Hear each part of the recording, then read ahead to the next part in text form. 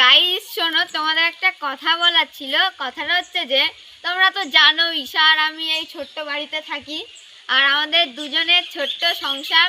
আর guys আজকে একটা সুখবর আছে, মানে আমরা তো নিচে ঘুমাই, মানে আমাদের ঘুমানোর জায়গা নেই। তো গাইস আসো, আমি তোমাদের দেখাচ্ছি আমরা কোন পরিস্থিতির মধ্যে থাকি। আজকে আমরা ঘরটাও পরিষ্কার করবো। তো গাইস আসো, তো গাইস তোমরা চলো। হ্যাঁ, এদিকে আয়।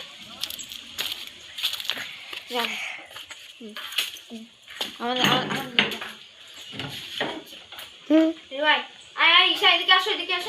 তো গাইস আমরা এই বাড়িতে এই ঘরে থাকি। আর গাইস তোমরা তো ঘরে কিছু নেই কেন? কারণ আমরা ঘরে না ওই যে বস্তা আছে, পাশের বাড়ি থেকে বস্তা নিয়ে এসে ওতে ঘুমাই। আর গাইস আজকে একটা সুখবরটা হচ্ছে, আমি বাইরে গিয়ে বলছি। গাইস চলো। হ্যাঁ, কথাটা বলার ছিল যে মানে আমরা ওখানে থাকি। সুখবরটা একটাই যে আমি আর ঈশা ঘুমানোর জন্য একটা খাটিয়া কিনেছি। খাটিয়াটা মানে ধার দিনা করে কিনেছি, ঠিক আছে? মানে ওই খাটিয়াটা এই ঘরে পাতাবো। আর তোমরা দেখলে ঘরটাকে আমরা আজকে পরিষ্কার করেছিলাম, আর ঘরে কোনো নোংরাই নেই।